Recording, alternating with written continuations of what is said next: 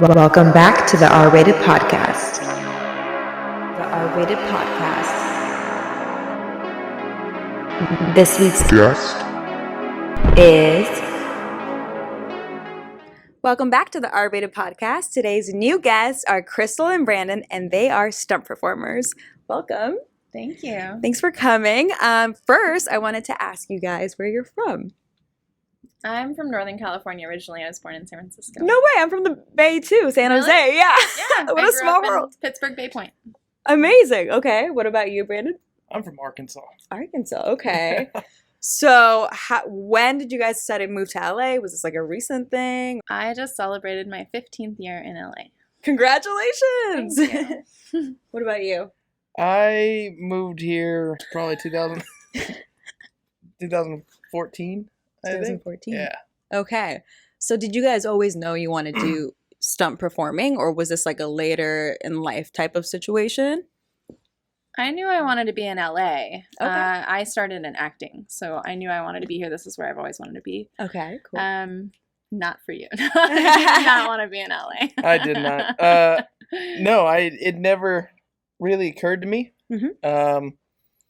I got out of the military and I went and I was teaching at my dad's martial arts school. Okay. And one of my dad's instructors, who he's been training with for years and years, is Dan Asano. Oh, cool.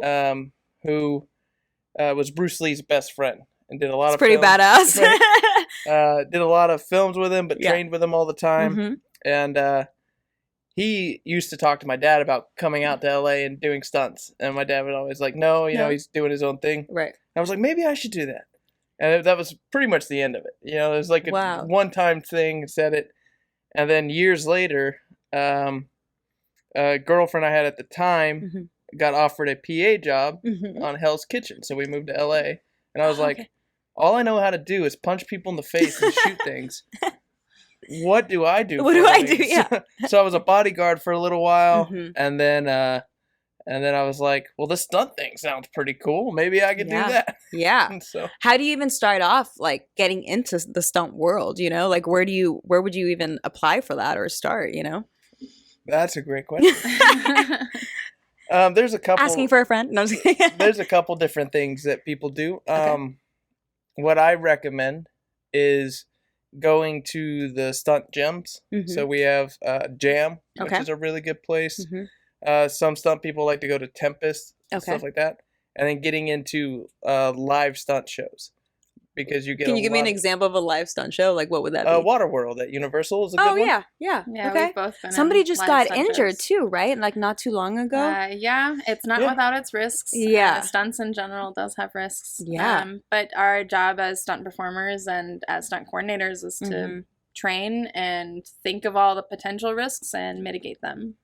So you wanted to be an actress, and when did you go in the other direction, or do you also still act? Yeah, I still act as well. Okay. Stunts was not a part of the original plan, but when I was in acting school, I did a conservatory and then I went to UCLA, and I always loved the stage combat classes. Mhm. And so for a while I thought, well, maybe I'll get into the SAFD and like learn theatrical combat and teach it or choreograph or something like that. Yeah. But that was kind of a fleeting thought. It wasn't until I had graduated college and I started being on set and actually hanging out at Muscle Beach in Santa Monica. Love it. Yeah, Love it. I still like to do the rings there a lot. Cool. But that I met a lot of stunt people, Mhm. and they were the coolest people on set. I mean, you just want to go and hang out with them, Right. and they all have a really great attitude. At the time, I remember kind of being with a lot of actors from my classes, both in college and after college, and Mhm. I had one lunch in particular where everyone was kind of whining about how their agent wasn't calling and they just couldn't catch a break. Yeah. And at the end of that lunch, I was like, man, I don't like this. I don't like how, that wasn't a good energy for me to be around. But Right. then at the same time, I was meeting a lot of stunt people, and it was like an entirely different vibe. Everyone's like, hey, you want to get together and like shoot a fight scene this weekend? Or, oh, let's go climbing. That's Let's cool. go on a camping trip. And everyone's just much more We're like upbeat unified about it. almost. Yeah. Yeah. Cool. So I just was really drawn to that vibe. And I started training with stunt people, and then I actually booked my first live show and almost didn't go to the audition, and then almost didn't accept it because I was like, oh, I feel like I'm finally getting some traction in LA, which I totally wasn't. Now looking back, I was like, oh, that's cute. Cute. But what was your first live show? I toured with Marvel Universe Live. Oh, okay. For what? 3 years. That was your first gig? Well, that was pretty badass. It was a arena stunt show, and we toured all over the U.S. and Canada and Europe. Whoa. And it was like getting paid to go to stunt school. It was great. And travel. Sign me up. That was great. What is training like? Like, do you guys have the same training process, or like, is there like a set way to like train, or is it like kind of how you feel safe? Like, how do you guys go about that? So usually what it is you reach out to a bunch of buddies and go, hey, I want to work on this. Okay. And then you determine, is this something we can work on in a park, or is this something we need soft floors for? So then you go to Jam or Tempest or something like that. Okay. Usually stunt performers are really super willing to share what they know. Yeah. Yeah. That's cool. Sometimes a little too willing. And so, if you reach out to the right people, you could get tons of training for free. Usually, I would say you want to have something to give in return. Right. So even if you don't have money, or you don't have, you can't buy them lunch or something, if you have a skill set that you can also teach, right, and so you can trade these skill sets, that's usually the best way to train. If you're like, hey, if you can help me with my acting, I'll teach you sword work. Or if you my God, you guys do sword work also? Like, he's an amazing swordsman. Yes. So it's more than just like, punching each other and like dodging like kicks and flips and whatever. Oh yeah. And there's lots of specialties. I would say we're both kind of like well-rounded stunt performers, but there's people who specialize in like, there are horse people that have been riding horses since they could walk, or people that have been doing martial arts and they specialize in one specific martial art that they've been doing since they could walk. And or gymnastics is another one, tricking. Those people are very specialized and will get hired for those skills. And it's like, I could start training tomorrow and spend a ton of money trying to get really great at horses or gymnastics, but I'm never going to be as good as someone who's been doing it their whole life. Yeah, I get that. How do you make it a safe training experience in the first place? Because like, don't you have to try everything once, right? To see if this, like, it's almost like a dance routine, right? Like you're like, okay, we're gonna maybe do a punch here and then like this and that. So like, how do you make it safe when you're trying it for the first time? There are progressions to everything. Yeah. Okay. Yeah. I mean, if your fights are arguably the safest thing we do, because you can be so far away because the camera's depth perception is trash. Right. So you can be super far away, and so you can slowly get closer if you want to.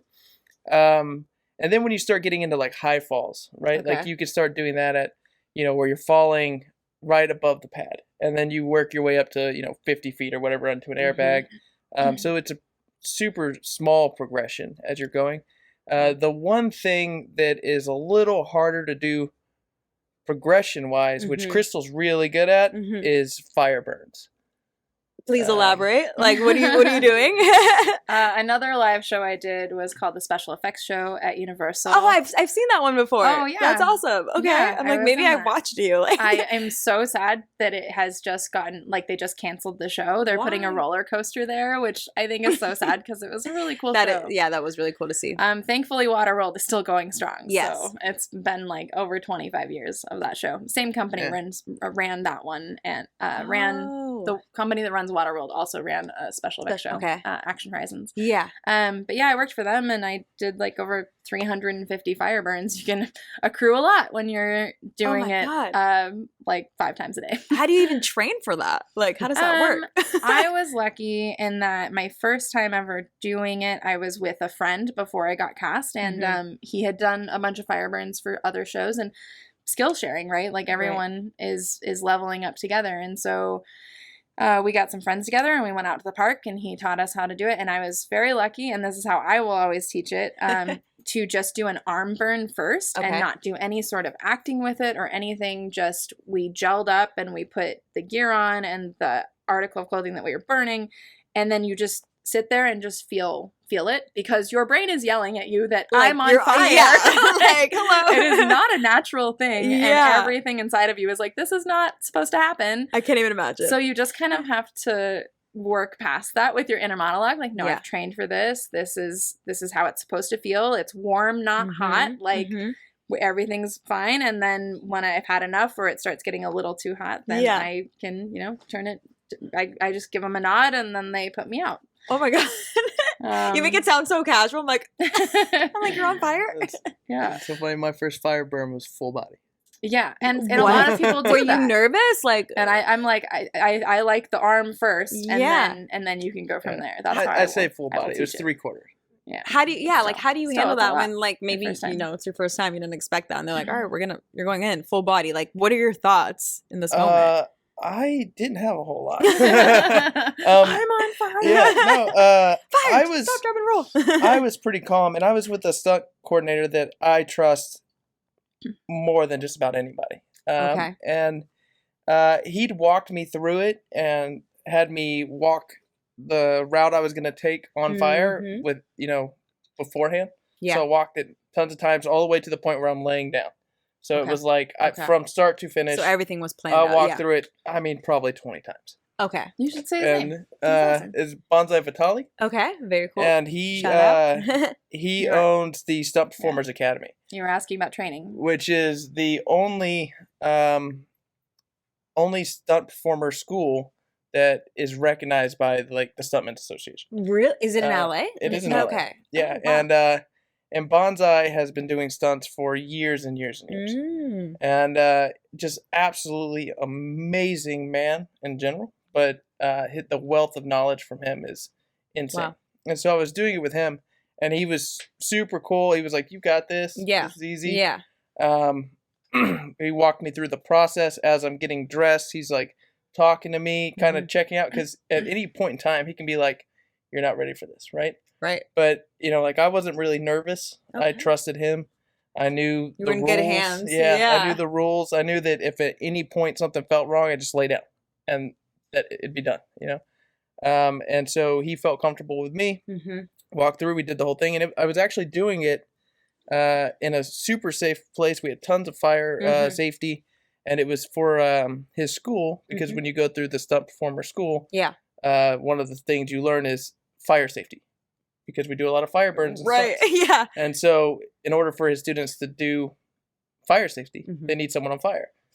And so I Right. was like, well, this is That a makes super sense. safe environment to do this, and there's no Right. pressure of being on set. Right. And so, yeah, it was super great. I didn't even realize I was on fire until about 15 seconds later, because I was What do walking. you? Oh, because you're walking. Okay. So, like, the flames are behind me, or I was kind of like running. yeah. And so I didn't really feel them for about 15 seconds. And then it like gets exponentially hotter.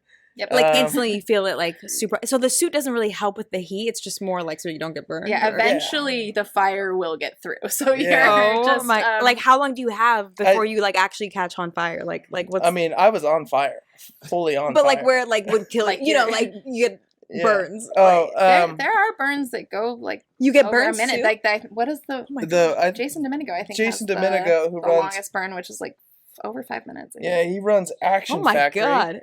He owns Action Factory, which is like the premier fire burn company. They do all kinds of stunts, not just that, but Yeah.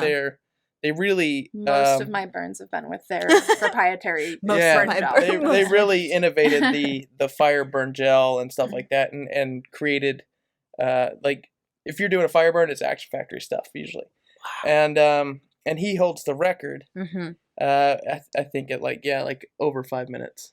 Because goodness. and for longer burns, I haven't done one that long, but Yeah. you can be on oxygen. Oh. But that adds a whole nother layer, Right. Because you can't breathe if you're completely engulfed in flames. So, Yeah. and then of course oxygen's flammable, so Oh that's my another God. layer that you're adding. I'm so stressed.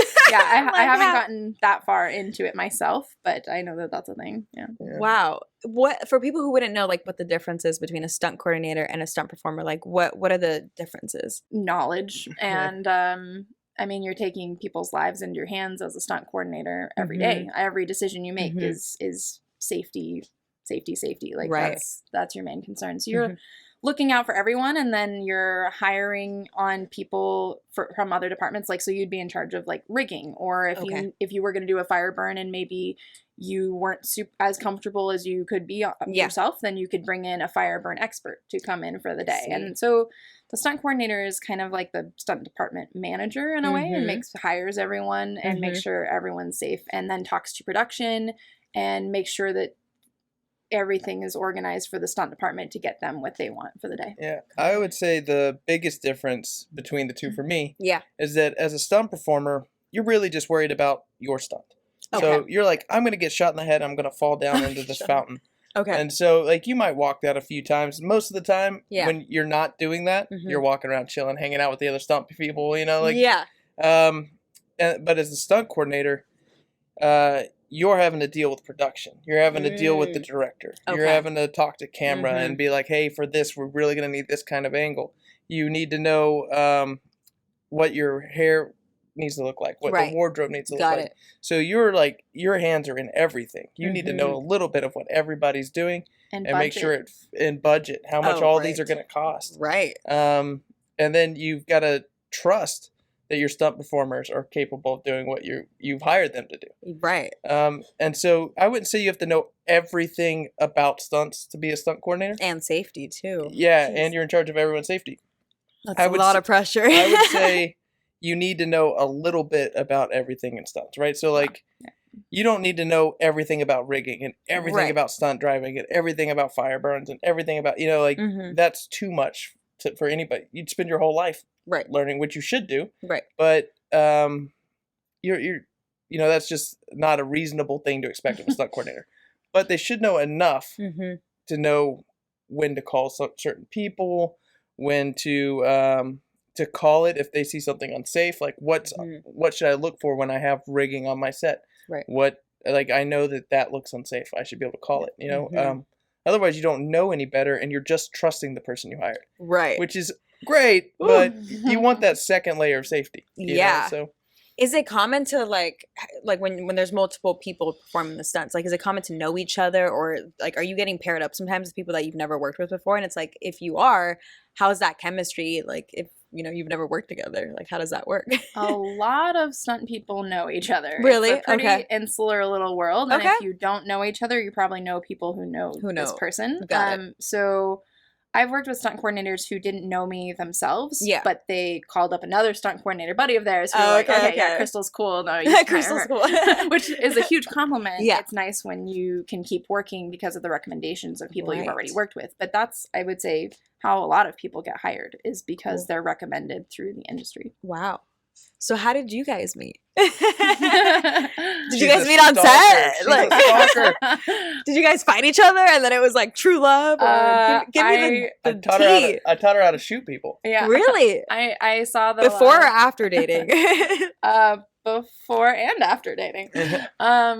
I saw that a lot of my friends were posting about this awesome tactical class that they were taking. And, that they learned so much and it was going to help them with their roles and all of this. And so I just randomly DM'd him and was like, hi, I'd like to know more about this tactical class. I'd like to come take this class. And at the time he was like, oh, cool. Well, yeah, I usually wait for like 15 people before I put a class together. Okay. And I was like, well, I actually have like a film coming up that I'm like helping out with. And there's a lot of tactical stuff. So I would love to like learn more. What exactly is like tactical stuff? Gun work and moving with a gun, rifles. And safety, of course. Like even without a real gun on set, like you still want to treat it like it's a real thing. Like I mean, we've seen tragedies because people didn't do that. Right. So at the time, I wanted to take this class, and I was like, called him back in like 20 minutes, and I'm like, okay, I've got 15 people ready to take your class. Like, can we do this? Because I was in a hurry. Yeah.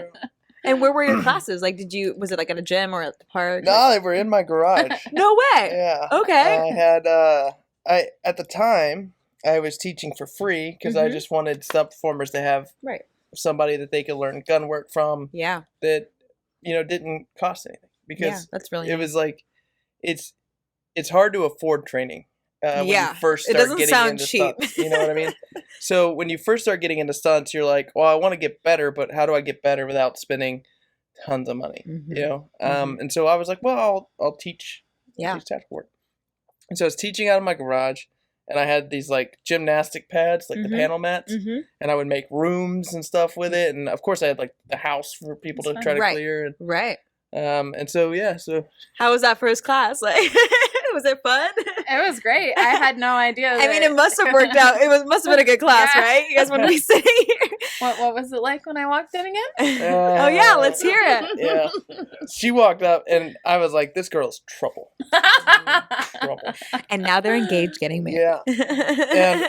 And yep. That was So how long after you had that first class with them did you guys like start dating? Like No, I had no idea that he felt anything like that. I was. Did you go back for more classes? Or? Yeah, I was blown away by his generosity because he was helping out all of our fellow stunt performers. Yeah. And then I totally took advantage of it because I later called him and had him help me with the project, going over the tactical work with them. I was choreographing some fights for a little indie project, and there was more gun work in it than I was comfortable doing myself. Yeah. So I wanted to have someone more experienced come in, and he did great, and we kind of put together this little workshop for my cast. Cool. And got them to like a good knowledge point to start with to go into choreography, so that was cool. And then he later started teaching at a place that I was already training, Mind's Eye Tribe Academy, Action Actors Academy. So then we ran into each other there, and then we both got cast as a dinosaur at Universal. No way! At the same time? Yeah. We were matched up in the audition. Without them even knowing that you guys...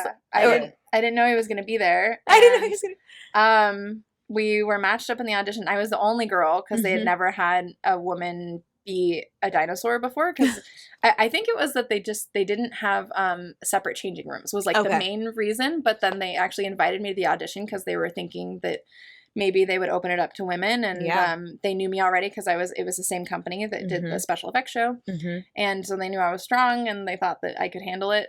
But part of the audition was putting on like a 50-pound backpack and doing lunges all the way across the floor and then walking with other people in sync with that weight on, and then holding a plank, and they were like, we'll just see till everyone gives up, then we'll just see who's at the end. Nobody gave up. Really? We were the last people having to do the lunges all the way across the floor, and of course, as the only woman there, I'm like, I'm not giving up. Yeah, like I'm staying to the end. And it was so hard. We sat in the plank position for like 4 minutes. 4 minutes. 4 minutes. Oh my god, that's and finally they were just like, you guys everyone's done. But like, okay, you got the part. Like we were the last one to do the lunge. We were the last group to do the lunges, and then they immediately went into the plank hold. So everyone else had a nice like rest. little break. Yeah. Oh my god. But it was that was the first time that I was like, we make a good team. Yeah. After like nice 2 minutes, everybody's like playing rock paper scissors just to We're try all to keep like shaking. their body from shaking too bad. Oh my god. We're all Do you guys traumatized now. work often together, or do you guys do your own thing? Yeah, or? No, we work together a lot now. A lot, actually. yeah. Do you guys recommend each other, or is it just like you guys, like the stunt coordinators, like you guys make such a good team, we want you guys for the set? Normally, if we are hired as performers, we typically don't work together. If we do, it's because she's the stunt coordinator and she hires me to do something specific, or I get hired by production to be a tactical advisor and she's hired to be a performer, or I'm there as a fight choreographer and she's there as because I'd rather be behind the scenes choreographing than hitting concrete. I don't mind hitting concrete for people. Right. I love doing it. But my passion really is like the creative process of coming up with fights. And so when we work together, it's usually because the production hires us together. Got it. And so they're like, these two together have these skill sets that just make them a great team. Well, and like indie projects, everyone's looking for recommendations and like who you like working with, and often it's a little bit more like friends helping friends, and so we work together a lot on that stuff. And then it happens quite a bit that maybe I get hired on as a stunt coordinator for a little indie project, but then like I'm working something else on one of the days, so I have to bring him in to coordinate. And then we had done that on one project that I had like already been working a thing, and then I'm like, oh, I'm so sorry, they actually booked me for the thing I was already working, but I know a great stunt coordinator can replace me. And then that same team ended up hiring us as a team to coordinate a like indie feature that we did together last year, and that was our first time like co-coordinating a full. How do you guys like come up with like a new routine and like or original routine? You know, like are you guys watching other movies, getting references, or are you just like how does it come up? The way his brain works is amazing. He can just picks up a weapon and just sees the whole fight in front of him. It's amazing. Wow. I am not, it is not quite as natural for me. I wish it was. I'm learning. It takes a lot more work for me. He's just a natural with it. In your opinion, like, do you guys think like John Wick has like really cool like stunts, or like what movie would you say it's like that's good stunt work? Like that's like what we do or what we're trying to do. Just because it's fresh in mind, we really liked Extraction. Yeah. Okay. Both Extraction movies we like just watched, and we're nice. like we were digging those stunts. I am. First off, Sam Hargrave, who directed those. Yeah. Absolutely amazing stunt performer, stunt coordinator, just amazing dude. Yeah. Chris Hemsworth.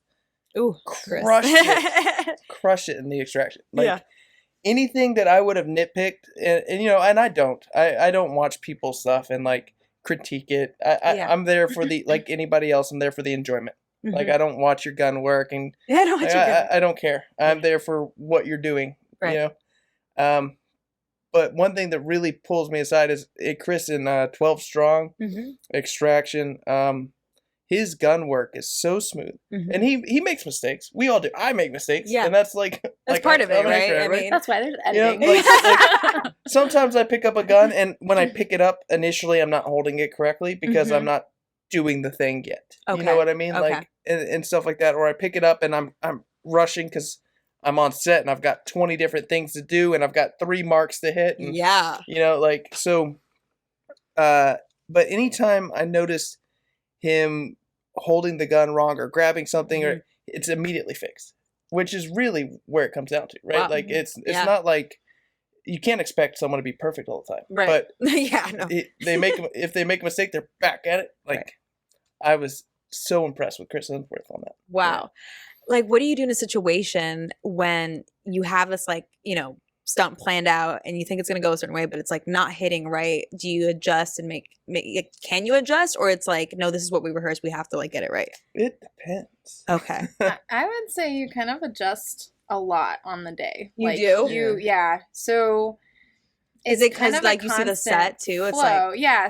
Or I mean, maybe you get to the set and you're like, oh, it would be cool if we brought in like this prop that's right here, because anytime that you're in a fight scene, like you're gonna want to pull in whatever's around you, because that's what you would do in a natural fight. Right. Like we did a cool fight on the feature we did where it was set in a hotel room, and we're like, okay, what's naturally in a hotel room that we can work with? And so like we had a hit with one of those folding luggage racks. Like somebody fought with that. Yeah. And then my absolute favorite, he came up with this brilliant idea to hit someone with a Bible. I knew it. I was like, a Bible. Yes, you think of what's in a hotel room, and there it is. That's great. That's entertaining. And we were trying to think of this fight, and all of a sudden he starts cracking up as I asked that question. And I'm like, what? And he goes, the Bible.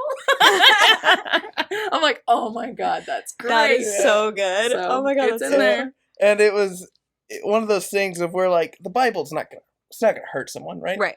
And so it's a comedy. I remember, you couldn't tell. I remember us going like, what if he hits her with the Bible, realizes that, it's a guy fighting a girl. Okay. So what if he hits her with the Bible, realizes it doesn't hurt her, so he punches through the Bible. And so like we were just like did this whole thing. And like it was just, you know, we pre-visited a little bit, played with it, and it turned out absolutely hilarious. No, I want to watch that. That's cool. One of my favorite scenes. What would you say is like the hardest stunt to do, or stunts? Like, no, that's pretty subjective. I would say fire because of your brain screaming at you. High fall because that's another one where your how do you brain practice is that? Screaming at you, and it's a really natural fear, and it's a good fear to have because it takes a split second for you to hesitate in the air, and it's very very big But where would you even mistake. practice that? Like, where are you falling from? You got to know someone. Yeah. You got to know people. Yeah, you got to know people because, there's so much safety when it comes to falling. 'Cause Yeah. If you start to fall and the pad's there and you go off, you've got to make sure you have people there that can move the pad and safely catch you. Oh my God. And, I don't know how true it is, but I'd heard once that a human only has, when we're born, we only have 2 fears. And that's falling and loud noises. Oh. And so when you're doing a fall for the first time, it can be like every time Like you the go up impact. a little higher, you're like, this is scary. Yeah. Like, Yes. Then No, you it get- would be scary. That's why I'm like, how would you even practice that? Right? It's so scary. and then one day you're like falling from like 45 feet and you're like, how'd I get here? And there's a saying in stunts that it's complacency kills, Mhm. because you never want to get too comfortable with the stunt or think, oh, I've done that a million times. Right.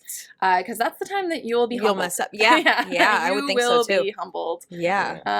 It only takes a second. It only takes a second to not be on top of your game. And it's, like you brought up the water roll thing, like it's Yeah. big repercussions Oh my for Yeah. not being taking it as seriously as it Yeah. deserves. And I think it comes down to 2 things. Mhm. It's new people Mm-hmm. who learn something and do it 10 times and think, oh, I've got it. And then there's like this point where you get to where you're like, I know enough to know I don't know everything. Right. And then there's the people who've been doing it for 30 years that are like, I've been doing this for 30 years. I know everything. I'm fine. So the first 2, or the first one and the last one, are the ones that are going to get hurt. The guys in the middle are going to be safe, Right. and hopefully they never turn into that third guy. Right. So it's always new people who, when you're fresh and you're real new, Mm-hmm. you're scared of everything. Like, or you're one of those people that are just like, oh, I'm an adrenaline junkie. I do. Yeah. We tend not to let those people do very well in stunts. We like dial them back. Okay. We don't want you. We want you to be safe. Be We don't safe. want you to be an adrenaline junkie. Yeah. There's kind of a story people talk about on set where it's like, if you ever needed somebody, you had all your stunt people for the day, and maybe you needed somebody to do something that was somewhat stunty, Yeah. and so the only people that are available are the extras. And so you go over there and you're like, hey, does anybody have any stunt experience? And the people who are like, me! And you're like, no. anybody else? Anybody else? Because we don't want that energy. It's a little too excited. We want the guys that are like, what do you need? Like, do I get extra pay? Like, yes, I have experience, but today I was just going to relax, sit and crafty. So how do you guys like build your portfolio, and like how do you get into auditions, or like I don't even know if you have to audition for like stunts, but like how do you get your foot in the door, like with the studios and all that stuff? Live set shows are a big thing, which you will have to audition for those. Okay. There's a lot of good ones out there, but getting in and getting paid to train is really what you're doing, right? Like, yeah, you're performing a show and stuff, Right, but you're getting paid to train your fight, getting paid to train high falls, trampoline, whatever show you're working on. But you're burning reps with live shows, and Yes.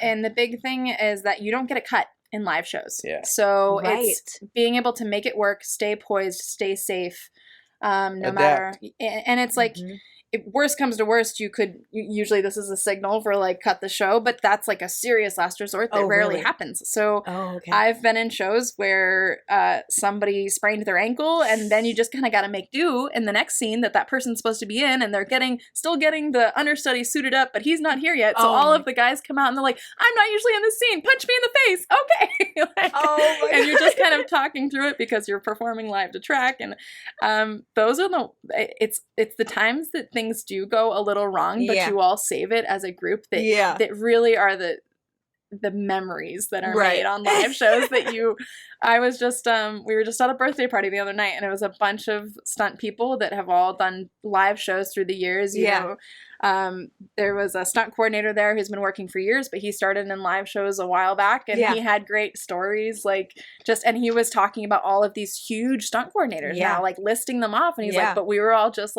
starting, and we were in live shows.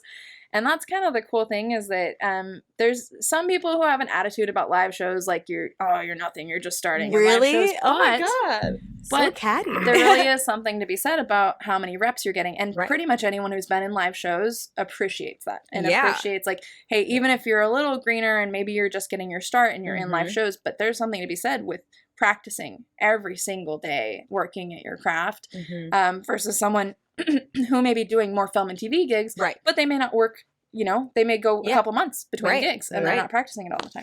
Right. There is a very distinct difference between live stunt show, fighting and stuff versus film and television. Right. And so, you're getting tons of reps, but you do got to make a change when you transfer over, just like acting, right? Like when you're on stage, you're doing these big movements. You have to be loud to the people in the back. That doesn't work on film. Right. So it's, same thing. You have to be able to adjust to film and television. Right. And I have seen, and I think this is why a lot of stunt coordinators kind of harp on live stunt show people, is that they don't adapt. And they try to do the same thing, and they think they're great because they've been doing this for so long. Right. But you always have to adapt. They can't adapt and switch it to what works for film. How many hours a week do you guys rehearse? Like, are you guys, or is it every day? Like, how For live shows specifically, or like stunt in general? I would say most people are usually training 2 or 3 times a week, like getting together with friends, or like maybe like a standing once a week with a group, or several skills in a week. But it just kind of depends on what your schedule is, and you certainly want to try to fit in as much as you can. Yeah, and there are times where you may not be training per se, but you're coming up with fights, or you're talking through ideas, and even just watching action films is a form of training. Right. But there was like points in time in my career where I was doing like 20, 30 hours a week of training, because I was really trying to get good about a certain thing, and then there are times where I'm maybe go a month without training, Okay. Do you find when you take a break, like for a month, like, do you find it like, not that it's harder to like get back into it, but like maybe look a little rusty? Yeah, or, you like, definitely can get rusty. Yeah, like I'll that admit quick that, in a month? I don't have that problem. Not me. Hair flip. Yeah. But my brain is like always firing. They talk about how mental reps are just as important as physical reps, and so I've always got fights running through my head all the time. I'm always running through. Like, we'll be watching a movie and we'll see someone fall, and like I'm picturing like, how would I do that stunt? And Right. And so even though I may not physically be training, I'm mentally training all the time. What if you have like a bad day and you're supposed to go fight and like perform? Like how do you kind of put what you're going through in the back burner and not let it affect your performance? Because it's all safety again. Yeah, you definitely have to. I think you just, it's like a muscle that you work out, like compartmentalizing. Once you step onto a set, you should be leaving all of your drama behind, anything that's going on, and you just focus on the task at hand. And there's kind of something a little zen about that anyway, because it takes so much of your focus that there really isn't room for anything else. I isolate it pretty well. One thing I do is, on certain sets, when it's like, say if you're doing a high fall or something, like when I first started doing that, because that's something I've done hundreds of, is that when I get up there, I do this 3, 2, 1, and then and when I do that, like, it's calming everything down, and I'm ready to go, and no matter how scared I am up to that point, because there are times when like I'm like, this feels sketchy. It's not. It's as safe as we can possibly make it. Your brain screaming but at you. You're like, for some reason, every time I get to 1 in my head, it just boom, gone. It's not that stunt people. I need to learn that. I'm like, boom, gone. It's not that stunt people are fearless. It's that we've learned to manage the fear, through training and knowing that we've managed the risks as much as they can be managed. Wow. And trust. It's really a lot of trust. And visualization can be really helpful right before you do a stunt.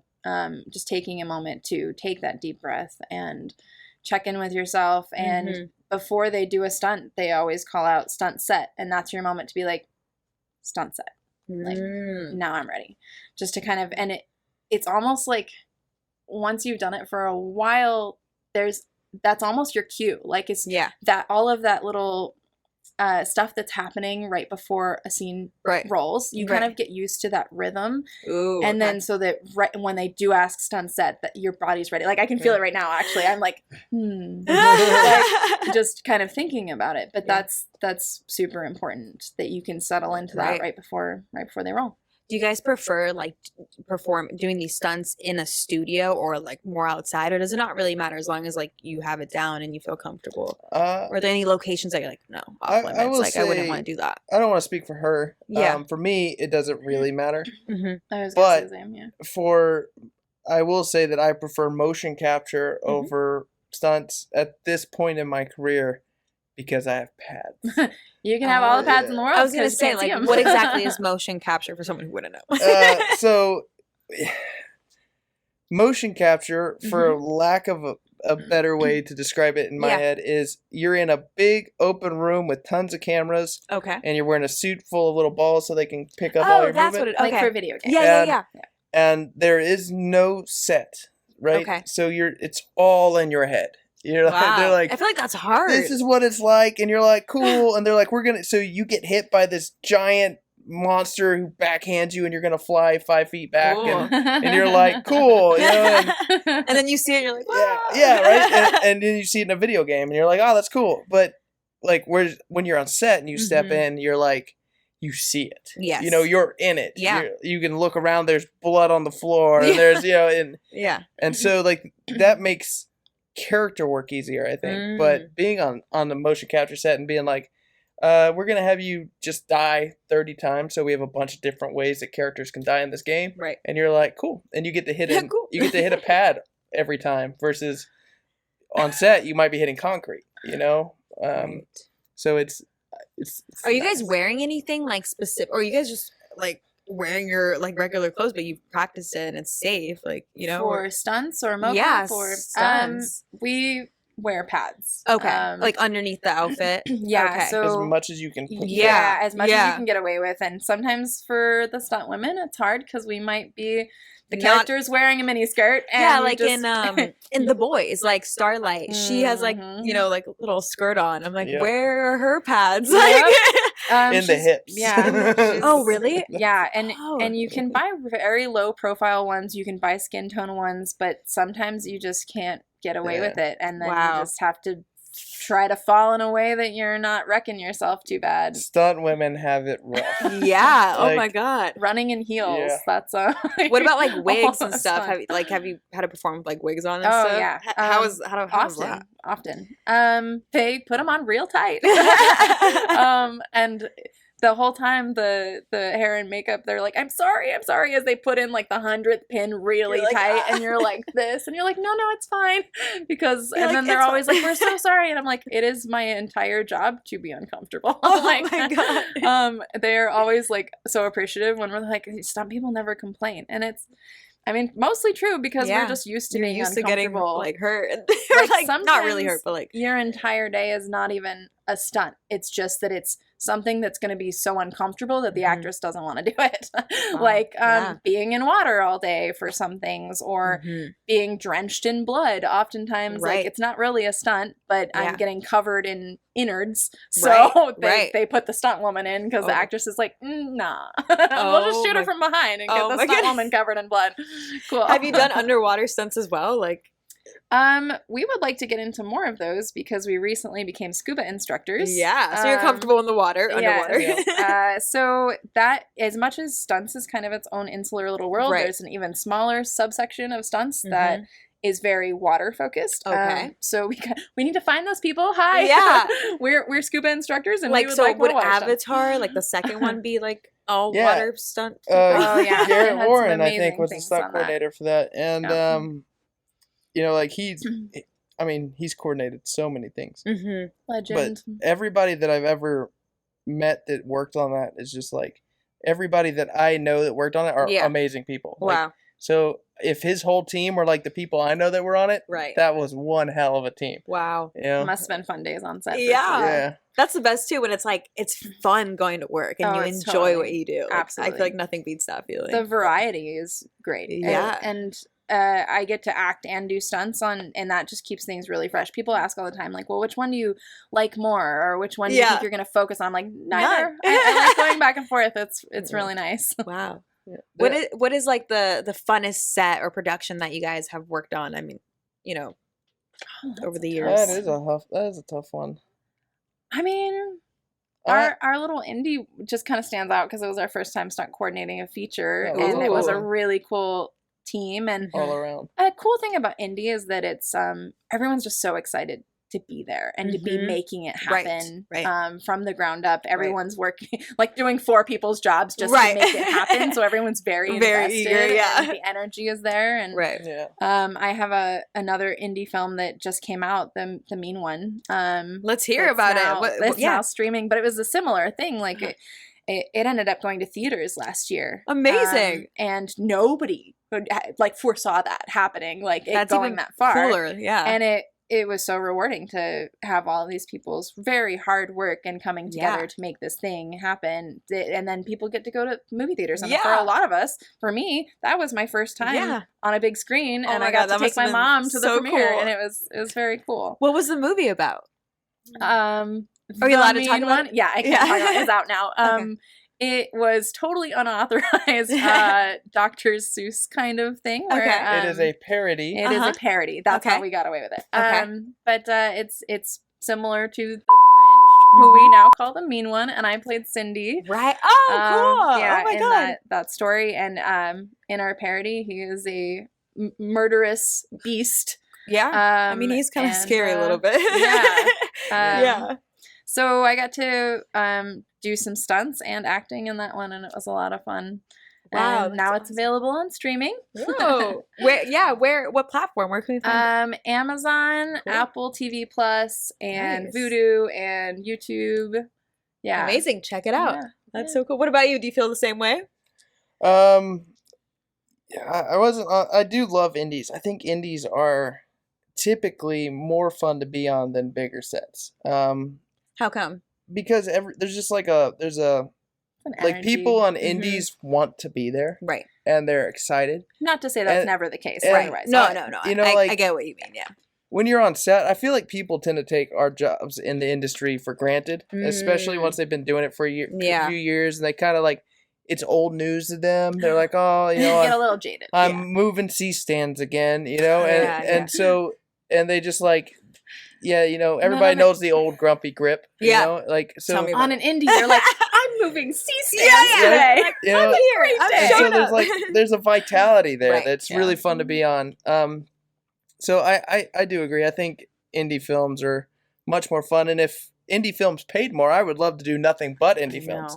I prefer them so much more than we have a resurgence and appreciation for indie right now during the strike. I was going to say, are you guys affected by the strike? I'm assuming. Absolutely. Yeah. We all are. Yeah. Yes. It's been a rough road, but very important and necessary. Right. That it's happening now. Yeah. I mean, and we were super grateful because when the strike first happened, video games were still okay. Right. Yeah. And so we're like, cool. Well, at least this motion capture is still good for a little while. Yeah, and now we're going on strike against the video game as well. And so you're like, it's like, well, now that's gone. So what do you guys do in a situation like that when things are on hold? Like even the pandemic, whatever you can. I mean, we ended up like getting back on set during the pandemic, but like that first couple of months, it was like, what's going to happen? Like, are we going to go to work? Like, do we die if we get COVID? Like, what's going to happen? And even then, video games were going strong because, they could have one actor in the volume and I worked on a acting game by themselves for all day long, Just me in a mask in the middle of a room with nothing in it. And the people running the session were on a big screen. So I feel like that's just like way harder because you don't know like what's around you. So like, how do you know like when to like I don't know dodge a hit or like it's all in your imagination. It's like being a little kid again. Wow, that's playing fun. pretend. Yeah, and since I started in acting, like it really appeals to me. Right, and I love that return to childhood pretend, and it's awesome. Yeah, when you're standing there, and they're like, you've got a 50-foot tall Godzilla-like creature in front of you, and you're Wow, like yeah. having to pretend. You know, you're like, Okay, where's my eye line for that? well, Does this look like it's 50 foot tall? Okay, cool. Yeah. Wow, that is so cool. Where do you guys see yourselves in like the next like 10 years? Like, what are your goals? That's a good question. Married. Married next year for sure, right? That's exciting. I think 10 years from now, I would really like to be choreographing mainly. Like I've had a long career of using my body. Yeah. So whether like I was in the military for 8 Yeah. years, Yeah. I martial artist for a long time, then stunts, and I've done a lot of like construction work and just you know beating up my body. Yeah. And I want to be able to play with my grandkids. Right. So like 10 years from now, I really hope I'm not still hitting concrete. So I'd rather be choreographing and stuff like that mainly full time at that point. That's kind of where That's a I good see goal. myself. That's a good goal. Yeah.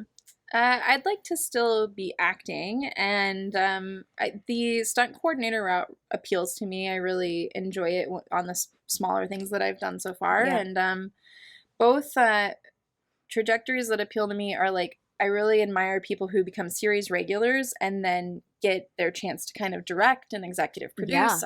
That appeals to me, and then now there are more and more stunt coordinators who are getting into second unit directing and then full on directing. I mean, Sam Hargrave was a great example. Yeah. And Jeff Wolf is doing it too, and it's really inspiring to me to see and have the industry see how multi-talented people, stunt performers are, stunt coordinators are, and why limit yourself to one outlet? Like let's do it all. Let's do it. I like acting. I like stunts. Exactly. I think directing will be something that will appeal to me in the future. Yeah. Do you feel like the stunt world is a very male-run industry, or do you feel like it's pretty co-ed? I'm gonna leave that to you. Stepping it can be. I feel like it's getting better and better, and there are more and more female stunt coordinators. Yeah. And I've had good experiences. I know I've heard that some people haven't. Yeah. But I've had really supportive stunt performer male friends around me, and coordinators who like believe that I'm just as valuable, and I really appreciate that. And like he was saying, with the kind of respect to stunt women often not getting to wear pads like the boys, I would say that there's a pretty good amount of respect for that. And I would respect that. I will say that most of the stunt performers that I respect the most are female. Yeah. Because they're always having to do just stupid hard shit. Yeah. And you know, they don't wear as much clothing. So I know. I'm like, they don't have pads, you know, what if like you bruise like a peach? Like what do you do? I do. I bruise very easily. Me too. But you just suck it up and do it, I guess. Arnica gel is wonderful. Oh, you put it on after? Or after. It really helps with bruising. Good to know. Yep. Trade secret. So, I mean, obviously getting injured is never the plan, but if it were to happen while you guys are like shooting, how do you handle that on set? Like, does somebody come in and like step in, or is it like you reschedule the day, or like the stunt coordinator is always close by. Okay. So they would be the first one to come in, and then there's a medic available. Right. Like you never want that to happen, but there's also there's also the stunt coordinator who might come up and be like, "Are you okay?" And I'm like, maybe no more of that one. Maybe just one more take on that. I think I just got one more. Yeah, like knowing your limits too, right? That's a big thing. Yeah. And that comes with doing it. You know, when you first get into stunts, the stunt coordinator, whatever the stunt coordinator asks, you want to give, or the director, or whatever. Right. You know, and so if the director comes up to you and be like, "Hey, you know, we're probably gonna try this take like 20 times from different directions," you're like, no, thank you. You're like, and you're flying backwards off of a car and landing on your back on concrete, right? And like when you first get in, you know, hopefully no director would ever ask that, but big example. So you know, when you first get in, you're like, yeah, and you're like all about hitting the ground 20 times from that, you know, right? And then you go in for a while, and hopefully the stunt coordinator would be like, you get 3. You know? They tell the director like they stand up for us. You get 3 attempts. But when you first get in, you're like, yeah, you know, I'll do it as many times as I need to. then you've been in for a while and you go up to the stunt coordinator like, this stunt, bro, they get 2. Like, what kind of stunt would you say would be like, okay, it's 2, maybe like 1, maybe even 1? Like, has that ever happened where like we're only doing it one time? Usually if you're only doing it once, it's because of wardrobe. Not Like, because like of an explosion or something. Yeah, or an explosion. Because like I've done stunt where I've like LA's Finest I was on, and they had 1 suit for me. Okay. And I'm supposed to be doing this gunfight, and I run out and I get shot, and I turn around and I fall backwards into this fountain that looks like this. And so it's got these sharp concrete points. Yeah. Oh. And it's just big enough for my head to go in between the concrete points. And they're like, you get 1 take. Yeah. And my so God. I'm like, well, that's no so pressure. Yeah. And it's a blind backwards fall into it. So I'm running and I get shot and I have to turn and fall blindly into this fountain without hitting the concrete. And that didn't make you nervous? Oh, I was nervous as hell. Okay. Oh yeah. And so and I was like, it's already nerve-wracking. Yeah. I've got all this is going on, and I could easily hit my head right on the point of that concrete. Right. And now I've got 1 take to do it, and like no pressure is on. Yeah. Oh so, but usually it's because they're like, that's the only wardrobe we have. And it takes time to reset these things. Like, right. You would have had to get them dry. You would have had to reset a squib and get. Yeah. And they're like, we don't have time. Yeah. Like, we're losing light, so we've only got 1 shot at this. And if you don't get it, we just don't use it and we move on. And it's so funny because it takes so long to set these shots up. And it is a split second where you see them get shot. And it feels like it's going to be this big moment. And then you watch the footage and you're like, the camera's panning and he gets shot and falls on the thing. And it's like such a cool, like that was a cool bit. And it's just so fast. Are you guys ever allowed to like look at the monitor and see after like how it turned out after you did the stunt? Or is it more just like, no? Sometimes the coordinator would be like, dude, come look at this. Okay, yeah, that's true. Or they've got it on their phone or something. Yeah, I was working on, it was like a promo commercial for Mayans. Mm-hmm. And oh, that's so cool. And the stunt coordinator was constantly like, guys, look at this. Like, look at that. We got it on video. Yeah. It was really cool. He's like footage. recording the monitor and then bringing his phone over to show us. That's exciting. And then the heartbreaking and frustrating part is that didn't even get shown. No. Sometimes you have such cool footage and you're like, this is I didn't even epic. think about that. And they never even showed that. Yeah, because it's all, in the end, it's like what the editor puts together. And it's like, he might be like, oh, this looks good. But you had a whole like sequence of things. We found his arm that we only knew because of his tattoos. And we're like, oh, there was a shot of his arm. And that was all they used. That's because I was hitting the ground. Yeah. So it was like me flipping into a puddle, and you see my arm, and as I'm hitting the puddle and water flying up, and so like, but you can't see my head. So that's the only way you know that was me hitting the ground was my arm. It was so epic. It was like 10 people fighting in the dark in the rain in slow mo, and it was so cool. Oh my god, never gets used. Yeah. Wow. Yeah. Like what? So what like shows or productions have you guys worked on? Like name drops. The Rookie, CSI No way! Vegas, 911, 911 Lone Star. Cool. LA's kind of become a TV town. Yes. So we have a lot of TV here. So I haven't done a whole lot of big movies. Did you guys shoot at LA Center Studios for The Rookie? Yeah, I have shot there. If it was, I think The Rookie was on location out somewhere in LA. But I have shot there multiple times. Yeah, because when I worked on Fatal Attraction, The Rookie was shooting on the lot at LA Center Studios. They were making the lobby look like a police station. So I was like, oh my god, it's like so crazy, like how they try to like make you think it's a police station when it's really not. It's like just some office. Movie magic. Movie magic. Movie magic. So how many like productions in a year like do you guys like just try to hop into it like right away as we can? Okay. Yeah. For whoever will hire us. Yeah, I mean that's really what it is, right? Like it's just trying to get on as much. I do a lot of rigging as well. How did you get into like rigging? Like how do you practice that? This industry is weird. It's a lot of is. I'm people. like we met a guy, we were on a set and we were working together. And we met a guy, and there's a whole company called the ATS team. Okay. Alpine Training Services.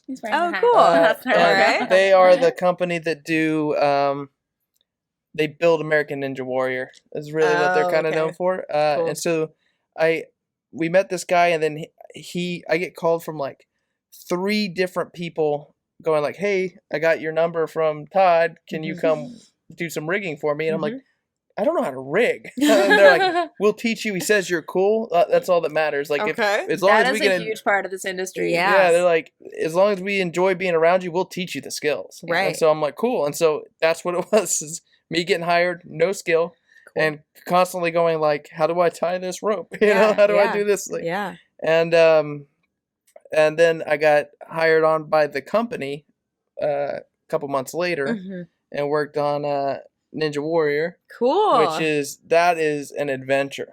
I'm sure. And then they hired me for Big Brother, and then I worked Ninja again this last year.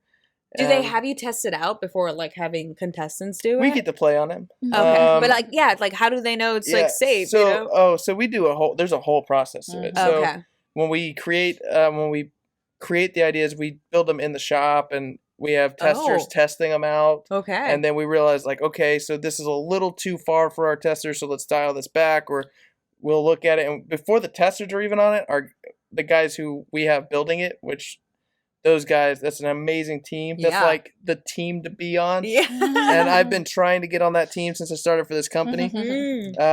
And I just worked with all of those guys in Mexico, just us. And fun. So it was a really big, really cool thing to be really part of that team. Yeah, that's awesome. They test all of them. They make sure that they're safe, first, things aren't going to break. Yeah. And that's before we let testers on it. Wow. Then the testers test them, and then we kind of dial in the obstacle. Okay. And then of course we build it for the show. So it's a whole process, like months and months and months of preparation before we actually build everything. That's good though. Yeah. Before he got on it as a rigger, I used to go out and test it, and boy, is that a lot of fun to just go and play on this massive like playground. That sounds fun. It is. And when you are working as a test, or like just going there for fun as a tester to try it out, you can't compete. But if you're ever thinking about it, like it's a good way to just see like, do I like this enough? But that, man, you need like specific training just for that. We have a bunch of friends that compete on American Ninja Warrior, and hats off to them, because that is a very specific, focused kind of training. Yeah. And you're also like potentially opening yourself up to injury. Right. So it's kind of a consideration when you do stunts. Like you have to really love that in order to put that amount of time in it and train for it properly so that you're not getting injured. Right. So that it's not taking you out of work in other places. Yeah. Would you say your favorite genre is action? Or does it not really have to be action? I mean, because like scary movies, like I'm sure like sometimes you're flying, you know, if there's an exorcism, you're getting thrown to the wall or whatever. To be in or to watch? Yeah, to be in. Okay. But we can, I mean, as to watch. Yeah, actor, I like a lot of, I tend to gravitate towards drama. Okay. But I do like the action stuff. And then lately, I've been doing a lot of horror movies, both acting and stunts and stunt coordinating. Some little horror indies. Ooh, I am definitely a fan of fantasy action. Cool. Like I'm a Lord of the Rings fan, and you know, like anything with swords, I'm pretty much in love with. Unfortunately, they do all of that. So, like in the UK, far away, it's all far away. What's like the like furthest you guys have traveled for performing? Like, you know, or they hire people over there for that for the most part, unless you're like doubling a lead. Maybe they would bring you over, or you have some sort of specialty that they couldn't find over there. But so we don't get a lot of fantasy stuff to play because, with here. Like in the UK, there's actually a school. You go to university for that, and you have to have this like whole certification and stuff, and so. They can come here and work. Yeah. But we can't go there and work because we don't have those certifications that they have. What do you guys think about like superhero stunts and stuff? Like, you know, there's so many superhero movies now and like types of superhero stories. There's DC, Marvel, there's like The Boys, like there's all kinds of stuff. Like, do you like what stands out to you guys in like a superhero fight, or like what's a like you need to have this to make it like feel legit? For me, it's body mechanics sell everything. And so if your character is super strong or you know, whatever the case, but your body movement doesn't sell that. Yeah. You know, and you can get away with that to some point if you got good stunt performers, right? Because as stunt performers, our job is to make the hero look good. Right. Like right. that's really how it works. Is we get these big hits and fly and make it look like they rock this. But for me, body mechanics are the thing that I feel like. If you don't have proper body mechanics when you're portraying a character, it doesn't sell it, and you're like, this feels off, and you may not know why. Yeah, because sometimes it doesn't always hit for me. I'm like, I feel like, but then sometimes you see some cool fights, and you're like, wow, like that's awesome. It has to serve the story, too. Like action for action's sake. I mean, we love action. We appreciate that it employs us too. Right. But it's like, if it's just action for action's sake, and you're not serving the story at large, it's just gratuitous, and that's what a good stunt coordinator will be conscious of. That like we don't just like, if you've got this cool move in your head but you can't figure out how to get it to fit the story and serve the characters, then what's the point? Then save it for another one. That's my problem with a lot of fight choreographers these days, is that they come up with amazing fight scenes. It's not that they don't have the skill to come up with amazing fight scenes. Right. They're doing a fight scene that doesn't tell the story that's already being told. And, you know, fight scenes should elevate the story, not be a side dish. Right. Right. And sometimes there's even movies where it's just all fighting and not really any story. And you're like, what is going on? Yeah. You know, I think you need like balance, right? Well, you know, like John Wick, right? Like, when you go to a John Wick movie, you know what you're getting. Exactly. You're there for gratuitous violence. And that's it. You know? But we all care about the dog story. I know. There's that too. You know, but now it's just like kicking ass, right? You know, and so there's a time and place for that where you get to just shut off and kind of just enjoy the craziness that is happening. Right. But it's not often, you know? Right. What about like working with kids and like, is that like have you guys done that before? I'm actually, we're working with a bunch of kids right now. How do you handle that? Putting a play together. Very carefully. Yeah, I was going to say, because, you know, like obviously adults, like you can be a little bit, I don't know if tough is like the right word, but like I feel like kids are so fragile, so it's like, how do you... They are, and they're willing as fuck. Right, they're down, like, I'll throw myself down. Yeah, like as a kid, you don't feel pain. We're not quite there yet. We're gonna work on our progression. Yeah.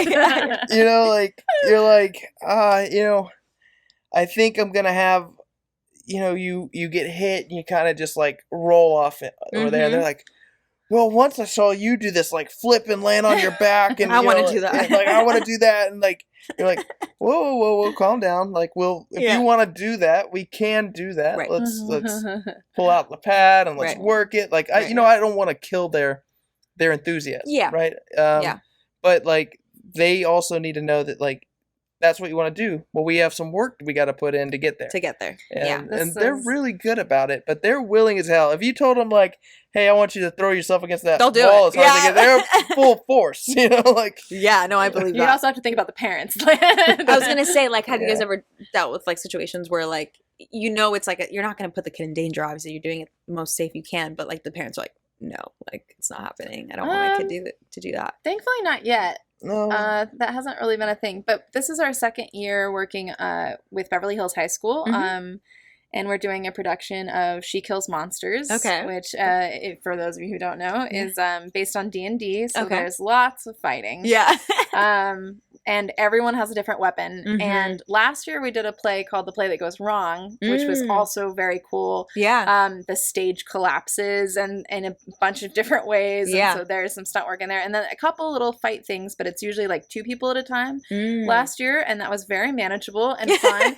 And now this year there's like 8 high school students on stage all swinging a different weapon at the same time while doing I just put together this fight scene that involves like cheerleaders. So we decided we wanted the cheerleaders to fight like kind of almost as a cheer routine. Right. Oh, that's cool. So they're all doing the same moves, but everyone else is doing different moves around them, and it had to be this cohesive fight scene, and we pulled it off. Wow. And you know, 8 people on a stage with 5 different elevations. Oh, that too. The and stage. Yep. you know, my fight choreographer brain is just like going crazy. It's like, yes, Yeah, it's like yeah, there's yeah, so many cool things I could do, and I'm like, she has Remember when to I said it dial was me really back. natural for Yeah. him, and his brain just goes like this, and my brain goes like this.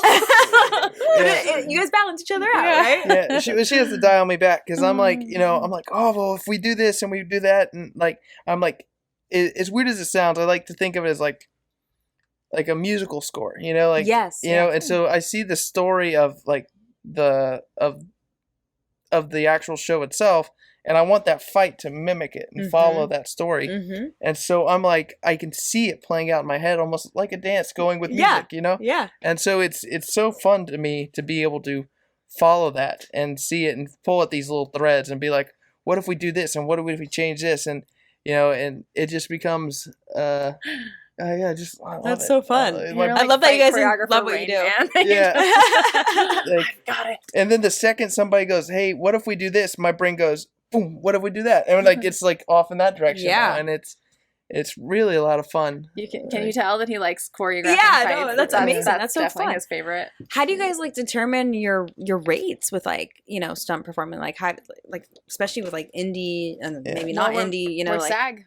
Oh, you're SAG. Okay, cool. Stunt performers are also covered under SAG. So we have our base rate, and then they also do stunt adjustments depending on how risky a stunt it is. Okay. You will be financially rewarded, or how many times they decide to do it in a day. Do you get paid for rehearsals as well?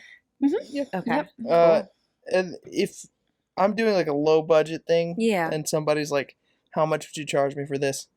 We always say the SAG rate if it's a SAG project. Right. You know, I'll be like, this is the SAG rate. Can you give me that? It's always the first thing to go. Right. And if they're like, I can't afford that, and I'm like, cool.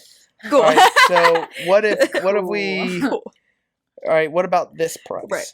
And then I was like, this is like, if you go any lower than this, we're gonna have to change some stuff. Yeah. Right. Like if you want me to.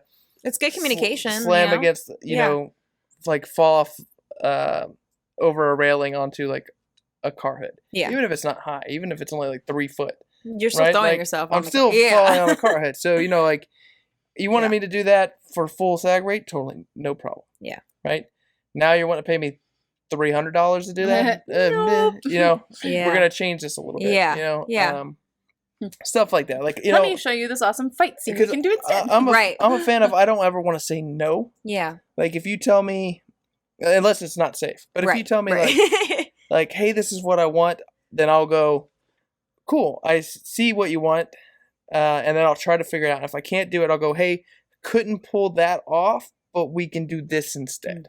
How does that work? You know, like, you know, I don't want to just tell you, no, you can't do that. Right. I want to give you an option, like, hey, we tried this, that's not going to work. Let's make this sweet adjustment here, and it works out, you know? And you're compromising. That's good, though. You know, I mean, no one wants to be told no, especially in a world like this is everybody's art medium, right? Yeah. Like everybody there's got their hands in this art. Right. And so when they have an idea, they don't want to be told no. Yeah. They want to be told like, I see what you want.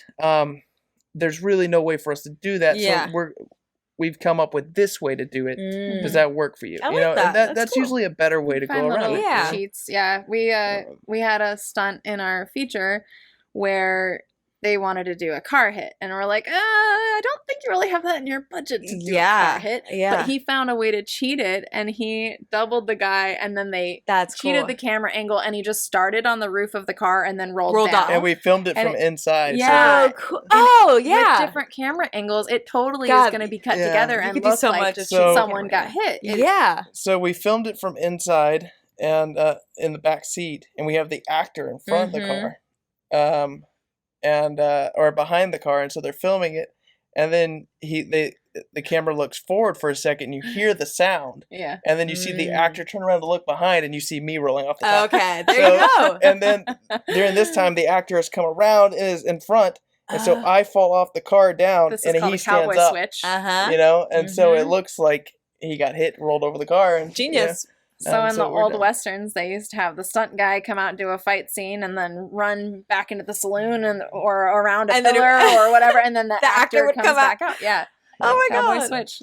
Yeah. Wow. But it's so effective when you see Yeah. them pull it off. And I think that's something that I get kind of excited about whenever we're doing on set, because Yeah. it's exciting to know that we have this little secret. I did Right. it with an actress where I got thrown over a table and they were filming so that as soon as I got thrown over the table, she came out, and it was so cool. I was going to say, like, what would be the funnest part about your job, in your opinion? The people. The people. Okay. The variety too. Like The just variety. It's never never a the dull same day. thing. Yeah, that's true. Never a boring day on set for you guys. We couldn't work in an office, we would Yeah. die. Yeah. And I guess my last question would be, what advice would you give someone who wants to start out and be a stunt performer? Train.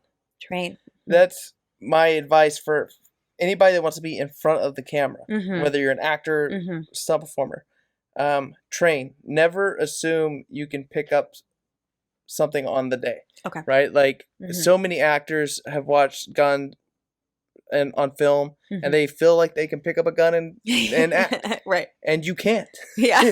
You need to Yeah, have hate to some break it to you, training, but you can't. because otherwise you think you look cool, Right. but you don't.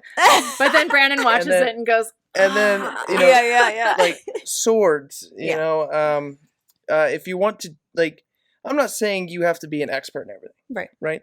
But if you've got a role coming up where you know you're gonna be holding a gun, Mm-hmm. go take a quick Yeah. class, learn how to do it. Right. If you've got a role or if you've got an audition coming up where they have some sword work, Mm-hmm. go take a sword class Mhm. and learn how that sword works, so that when you audition, you have the best chance of succeeding. Right. And then if you get the role, go train some more, right? Yeah. Like Practice makes perfect, practice, you know, Yeah. like train for the thing. I mean, that would be my number one thing, is like Mhm. try a little bit of everything that's going to allow you to perform the type of acting or stunts that you want to do. right? Mm-hmm. You I know, like that. It's good. What about Uh, you, Krystle? I would piggyback on that and say be a forever student and just accept that you, even if you've been training and performing for years, you don't know everything. There's always more to learn. And some people scoff about going back to basics and be like, oh, I already know how to throw a punch. But like, if you really break it down, Yeah. you can go back to basics and learn more. So that much, you, yeah. because you have all of this experience, you can go back and revisit that and be like, I've never like thought about that, or this is a cool new way to play with camera angles, or Yeah. learn about everything, not just stunts, but like learning camera is Yeah. going to help your stunts. Right. Take Absolutely. if you aren't already an actor, like taking an acting class will exponentially help Right. your reactions in a fight or your Mhm. thought process. Like if we can see your whole inner monologue in the middle of a fight, like just so much as like looking for your next assailant. Like Right. it's something that you might not think about if you're Right. not an actor, because you're not acting in the moment as you're fighting. And also just recognizing that everybody has their own path and believing in yourself, because like I didn't have a lot of like classes growing up.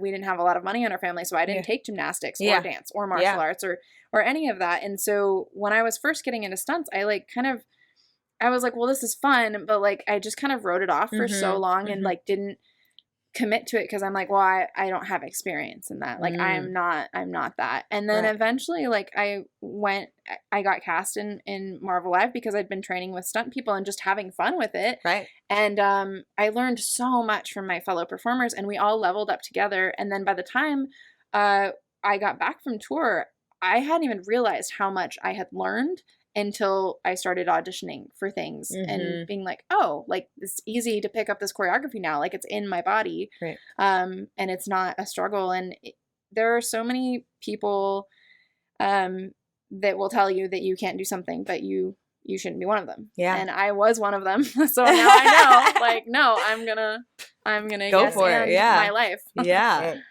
I would like to also add on to that Yeah. to just be kind, Mm-hmm. right? Oh, yeah. Nobody wants to spend 16 hours on set with an asshole. No. So, No. like, if you want to be successful, one Yeah. of the best things you can do is just be nice. Don't be an asshole, Be- right? right. Be fun to be around, you know? Yeah. Like, that's probably Yeah. that's probably better for your success than actual Right. no. Absolutely. Yeah. Yeah. No, because if you're Well, a you good got- stunt performer and you're nice, it's like Oh, yeah. double Yeah. combo. But if you're Yeah. like, a dick and it's like, He's good at his work, but he's not nice. Hashtag don't be a dick. Yeah. So where can people find you online? Where can people book you? Throw it out there. I'm on Instagram as Krystle in La La Land. My name is spelled weird. It's Krystle. Krystle in La La Land. I'm Rogue Stunts 1X. Cool. Your name's also spelled weird, but you know how to spell it in your Instagram. Brandin. Yep. Yeah. And that's pretty much. I never post on social media. Okay. If you follow her, she kind of posts for me. Okay. Yeah. The other advice get is that. to be better at self-promotion than Brandon, because no one knows how skilled he is. Not that no one knows how skilled he is. You gotta promote yourself. A lot more people could know how skilled he is. I get jobs from word You of guys mouth. should do. I know TikTok is like very like young and, I think but we like. both started TikTok and then just fell off. But you guys have like TikTok. posting your stunt routine or just like any look like that'd be so cool to watch. We started a Highland Games TikTok. Oh, cool. Because we both compete in the Highland Games. Yeah.